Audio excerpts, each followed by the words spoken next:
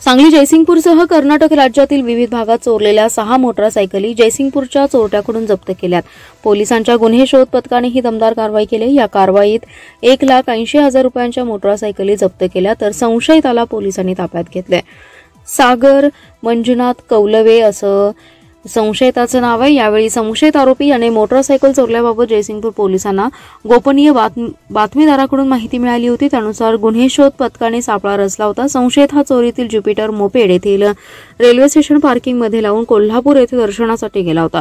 गुन्हे शोध पथकाने रेल्वे स्टेशनवर सापळा रचून त्याला ताब्यात घेतला। त्याच्याकडे कसून चौकशी केली असता त्याने 60,000 रुपये किमतीची ज्युपिटर मोपेड, 30,000 रुपयांची युनिकॉर्न मोटारसायकल, 30,000 रुपये किमतीची फॅशन मोटारसायकल, 20,000 रुपये किमतीची स्प्लेंडर, 25,000 रुपयांची सिटी तसेच 15,000 रुपये किमतीची CD 100 अशी एकूण 1,80,000 रुपये मुद्देमाल पोलिसांनी त्याच्याकडून हस्तगत केला। ही कारवाई पोलीस निरीक्षक सत्यवान हाके यांच्या मार्गदर्शनाखाली पोलीस अंमलदार ताहिर मुल्ला, वैभव सूर्यवंशी, बाळवासाहेब गुत्ते आणि जावेद पठाण यांनी केली आहे।